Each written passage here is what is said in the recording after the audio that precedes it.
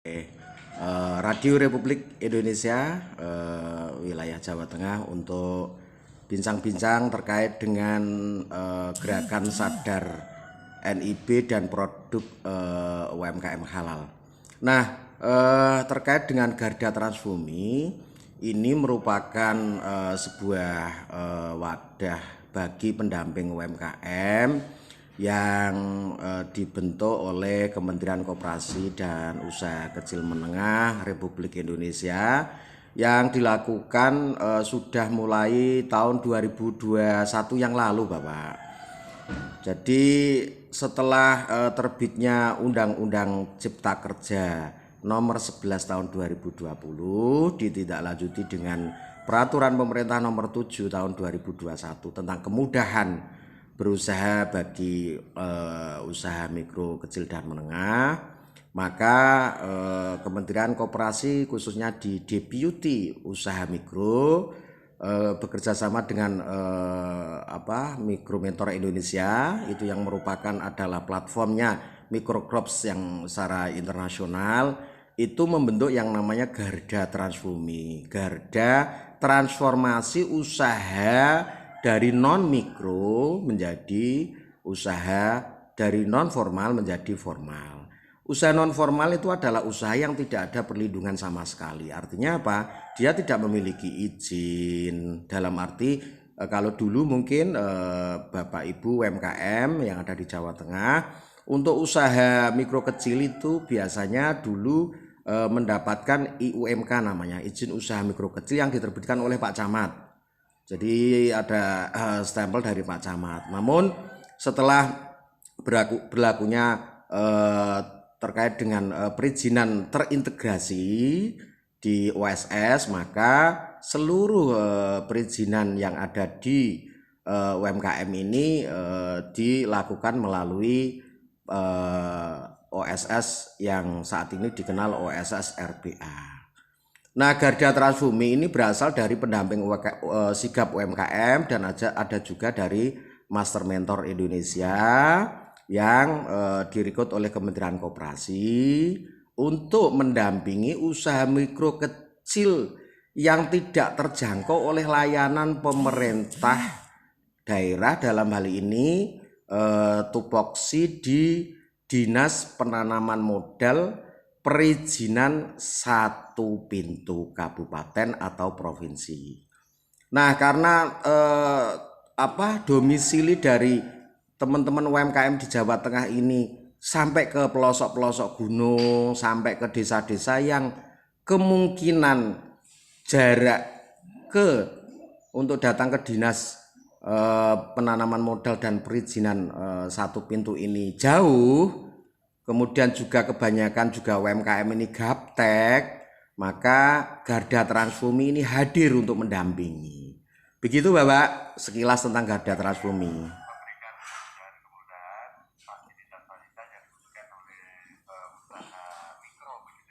Betul, jadi ketika usaha mikro kecil ini yang kemarin belum punya perizinan, dalam arti masih non formal, ini bagaimana kita motivasi, kita dampingi agar menjadi usaha formal. Bukti usaha formalnya adalah ketika mereka sudah memiliki yang namanya nomor induk berusaha, yang sekarang ini menjadi izin tunggalnya UMKM itu adalah di nomor induk berusaha. Sehingga apa? Dapat keuntungan mengurus atau mendapatkan izin NIB itu adalah yang pertama, jelas usahanya mendapatkan perlindungan. Karena di situ sudah ada berlaku juga yang namanya, kalau dulu itu ada namanya SIUP, Bapak. Jadi SIUP itu kan ada untuk surat izin usaha perdagangan. Sekarang enggak usah, sudah include di NIB. Kemudian juga di situ perlindungan juga bahwa di NIB sekarang OSS RBA bahkan di situ sudah include di SNI Bina UMK. Jadi di situ sudah ada perlindungan dari SNI-nya. Kemudian yang ketiga, bahwa seluruh perizinan yang lain, contoh mau mengurus izin edar itu baik PIRT maupun MD di Badan POM, bahkan sekarang ini dengan sertifikasi halal self declare itu semua dapat diakses manakala memiliki nomor induk berusaha yang sekarang disebut OSS berbasis risiko atau OSS RBA yang dilonceng oleh Presiden tanggal 9 Agustus 2021 kemarin. Jadi demikian Bapak.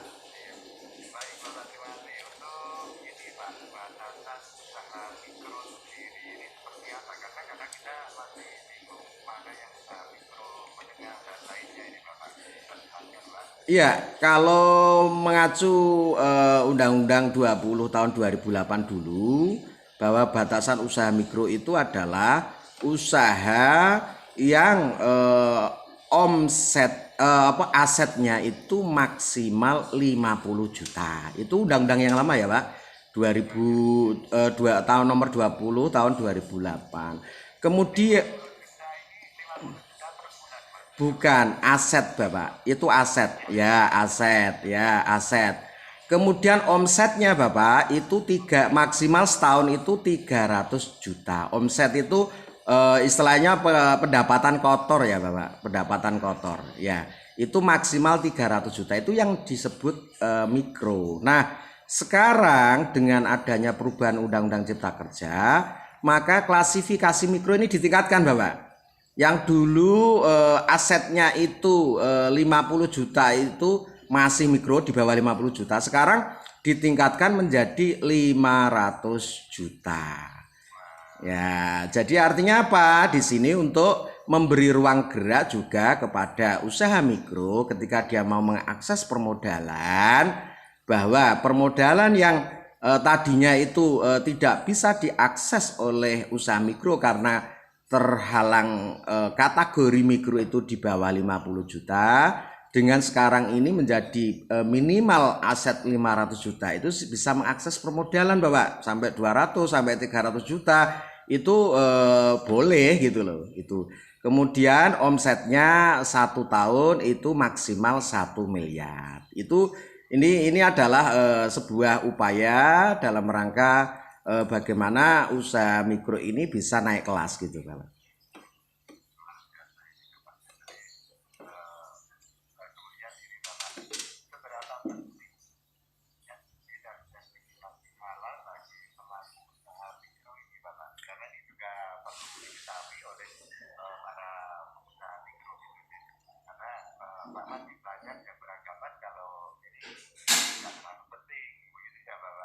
Iya, baik, kalau terkait dengan nomor induk berusaha itu seberapa penting toh bagi usaha mikro kecil menengah untuk memiliki itu.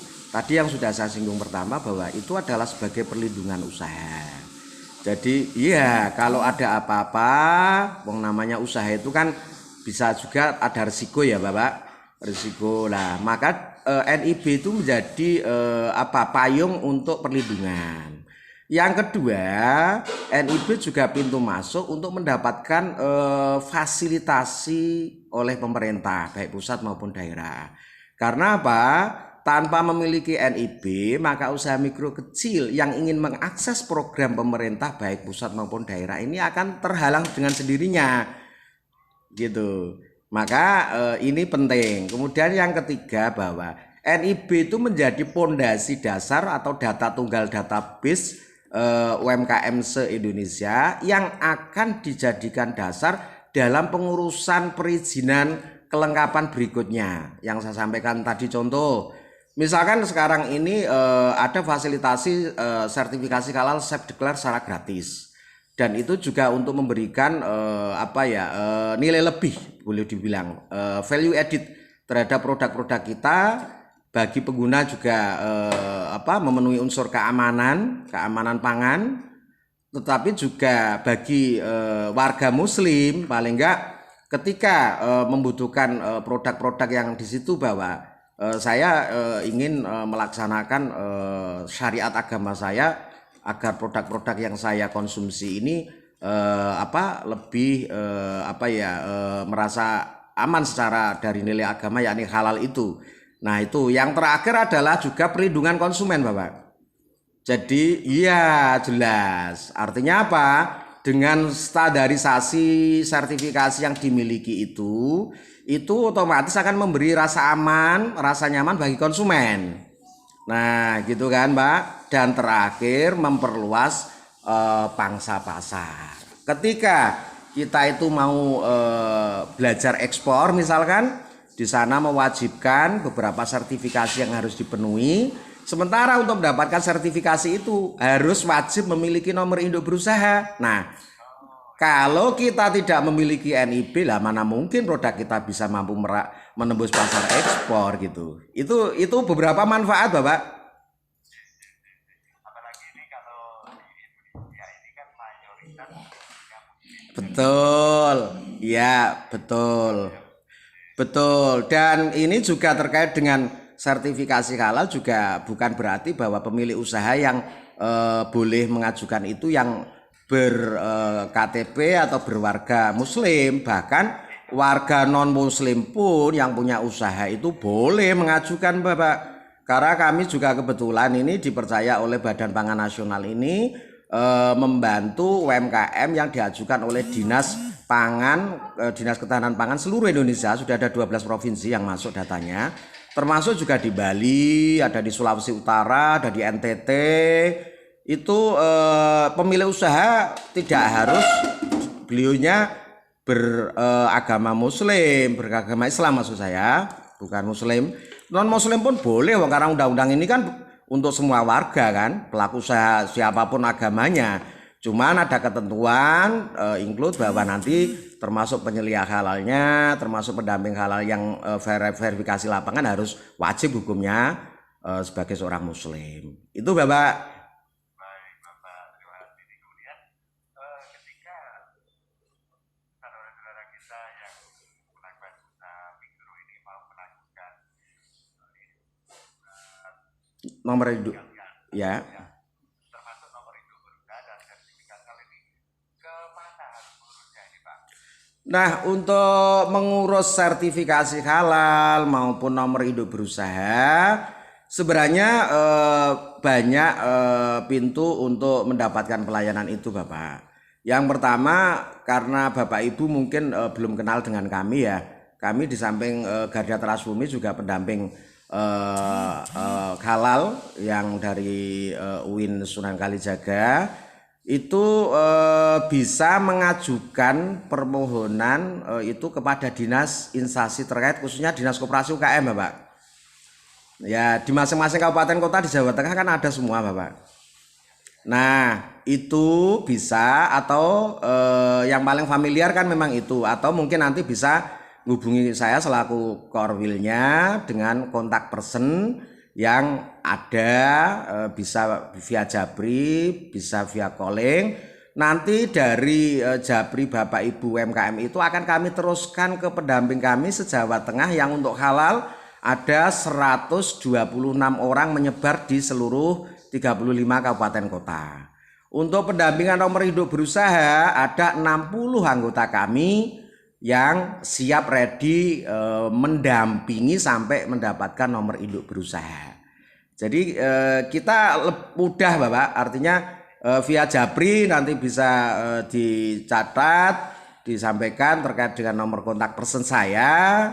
Itu nanti bisa dihubungi di 0813 222 51447 atas nama Haji Hadi Cahyono SIP MSI, Korwil Garda Trasbumi Jawa Tengah maupun Korwilnya pendamping halal UIN Sunan Kalijaga Jawa Tengah. Demikian, Bapak. Terima kasih dari sahabat budaya Bro Pak dari Semarang untuk Anda yang kali ini saat ini sedang melakukan usaha mikro.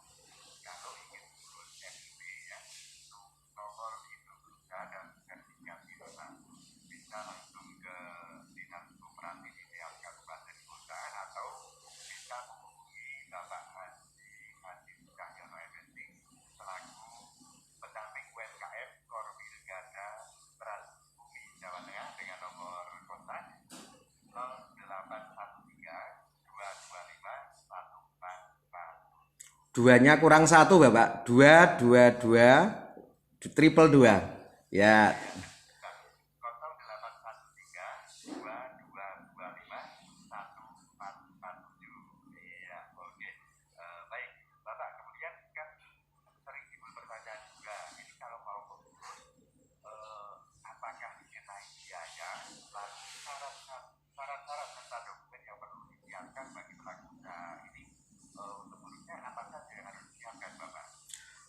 Untuk pendampingan atau pengurusan nomor induk berusaha maupun sertifikasi halal self declare ini semuanya free Bapak, gratis.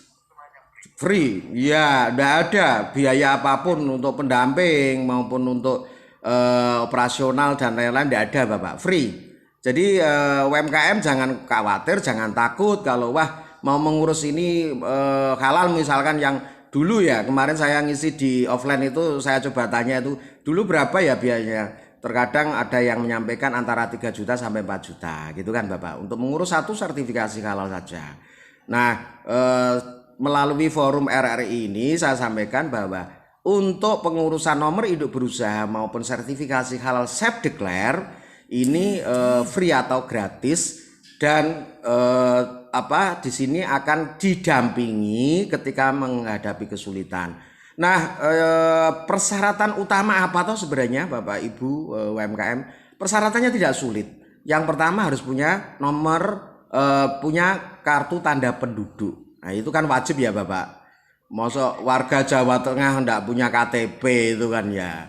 Jadi itu jadi pertama dan utama adalah KTP.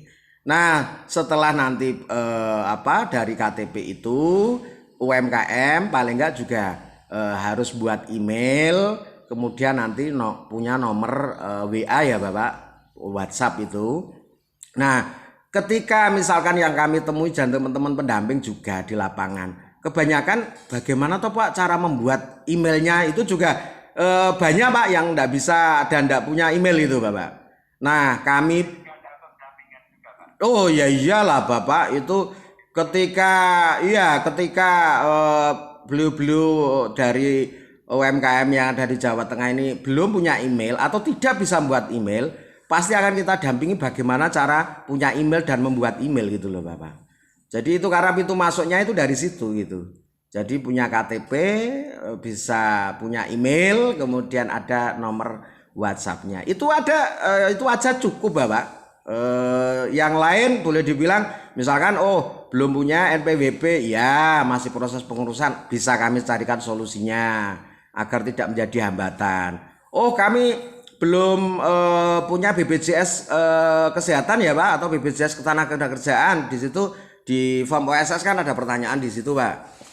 Itu pun juga bisa kami carikan solusinya. Artinya tidak harus punya itu. Punya alhamdulillah tidak apa-apa dicantumkan. Kalau tidak punya tidak menjadi hambatan gitu Bapak. Jadi teman-teman UMKM jangan merasa wah ruwet Pak, ribet Pak. Enggak ada Bapak.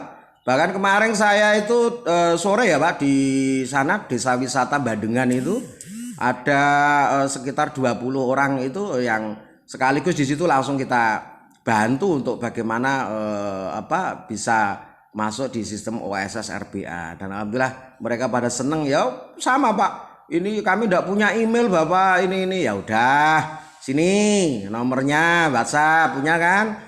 Nah tak tunjukkan ini cara buat emailnya. Terus setelah jadi email disimpan ya emailnya Bapak Ibu saya bilang gitu. Jadi iya dimut-imut dileng-eleng gitu kan.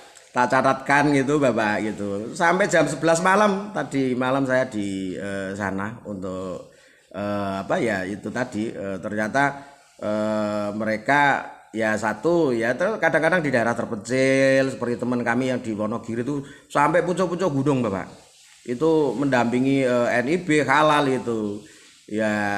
Nah makanya di sini UMKM jangan takut dan kalau kesulitan silahkan datang ke Dinas Koperasi UKM di masing-masing kabupaten kota untuk konsultasi biar beliau-beliau juga sudah diberikan surat oleh Ibu Kepala Dinas Koperasi UKM Jawa Tengah. Keberadaan kami di Garda ini sudah disampaikan ke Dinas Koperasi UKM masing-masing kabupaten kota. Jadi enggak usah ragu, enggak usah takut gitu loh Bapak maksudnya. Insya Allah Pak kita dampingi sampai sukses lah ya. Tidak ada sama sekali, 1% pun tidak ada Bapak. Baik, ini satu tentang dulu kita nikmati ini Bapak. Nanti kita lanjutkan dialog kita pada pagi hari ini Bapak. Boleh Pak, boleh Pak.